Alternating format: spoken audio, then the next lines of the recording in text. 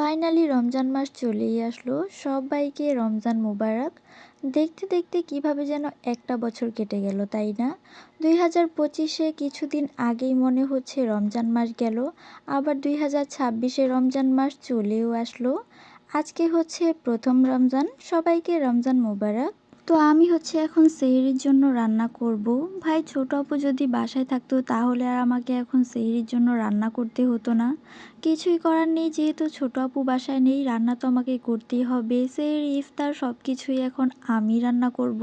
মনে হচ্ছে যে আমার ঘাড়ে সব কিছু চাপিয়ে দিয়ে সে দিব্যি আছে। এরপরে যখন ভাবি না, সেও তো এখন একা একাই সব কিছু করছে। কারণ ছোট আপুর তো একাই করতে হবে, ওইখানে তো কেউ নেই। আগে তো আমরা সবাই মিলে একসাথে সব কিছু করতাম, তাড়াতাড়ি কাজ শেষ হয়ে যেত। তো যাই হোক, এদিকে হচ্ছে আমি রান্না বসিয়ে দিয়েছি। আর আজকে আমি তেমন কিছুই রান্না করব না, কারণ সেহরিতে তেমন একটা খাওয়া হয় না। এইখানে হচ্ছে আমি ছোট মাছ চড়চড়ি করে নিয়েছি। এরপর হচ্ছে ইলিশ মাছ রান্না করব বেগুন দিয়ে। এখন হচ্ছে আমি ইলিশ মাছটা রান্না বসিয়ে দিব। আর আজকে আমি অনেক কাজ করেছি, অনেক কাজ বলতে অনেক কাজই করেছি। তো ওইগুলো তো আর আপনাদের সঙ্গে শেয়ার করা হয়নি, তাই ভাবলাম এখন রান্নাটাই আপনাদের সঙ্গে শেয়ার করি। আজকে হচ্ছে প্রথম তারাবি, প্রথম সাহারি। তো রমজান মাস আসেই হচ্ছে হেদায়াত নিয়ে। তাই আমরা যে যার জায়গা থেকে আল্লাহর কাছে দোয়া করি, আল্লাহ যেন সবাইকে হেদায়াত দান করে। এই একটা মাস অন্তত আমরা কেউ কারো পেছনে পড়ে না থাকি, কাউকে নিয়ে সমালোচনা না করি, নিজের মতো করে ইবাদত করি। কে কি করলো, কে কি বললো, দয়া করে এই মাসটাতে অন্তত সব কিছু বাদ দিন। কারণ সে কি করলো সেটা তার হিসাব, আপনি কি করছেন সেটা আপনার হিসাব।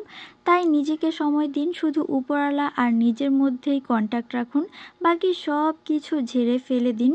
আর ইবাদত জিনিসটাই হচ্ছে একান্ত ব্যক্তিগত, শুধুমাত্র উপরওয়ালা আর আপনার মধ্যে এই জিনিসটা থাকা ভালো। অনেকেই আছে যারা কিনা জায়নামাজ বিছিয়ে হাতে তসবিহ নিয়ে এরপরে হচ্ছে ভিডিও আপলোড করে। এই জিনিসটা আমার একেবারেই পছন্দ না। কেন আমি সবাইকে দেখিয়ে এরপরে ইবাদত করব? এটার মানে কি? তো যাই হোক, অনেক কিছুই বলে ফেললাম। কথা বলতে বলতে আমার রান্নাও শেষ। এবার হচ্ছে সেহরিতে উঠে খাওয়ার পালা। আর আমি সেহরিতে উঠে একেবারেই ভাত খেতে পারি না, কারণ আমার ভালো লাগে না ঘুম থেকে উঠে সরাসরি ভাত খেতে। তবুও একটু তো খেতেই হবে, তাই অল্প কয়েকটা ভাত নিয়ে বসে পড়েছি। আর এই ভাত কয়টা খেতে আমার অনেক সময় লেগেছে। তো এই তো আজকের ভিডিও সাহারি পর্যন্তই থাক, দেখা হয়ে যাবে নেক্সট কোনো ভিডিওতে। ততক্ষণ পর্যন্ত সবাই ভালো থাকবেন, সুস্থ থাকবেন, আর আমাদের জন্য বেশি বেশি দোয়া করবেন। আমিও সবার জন্য দোয়া করি। আর হ্যাঁ, রমজান মাস চলে এসেছে, এখন তো আর খাবারের দাওয়াত দিতে পারবো না, তবে ইফতারের দাওয়াত তো ঠিকই দিতে পারবো। তাই সবাইকে ইফতারের দাওয়াত দিয়ে দিলাম, সবাই চলে আসবেন। আমি কিন্তু মজার মজার ইফতারও বানাতে পারি, নিজের ওপরে এতটুকু কনফিডেন্স তো আছেই। সবাই ভালো থাকবেন, সুস্থ থাকবেন। আল্লাহ হাফেজ।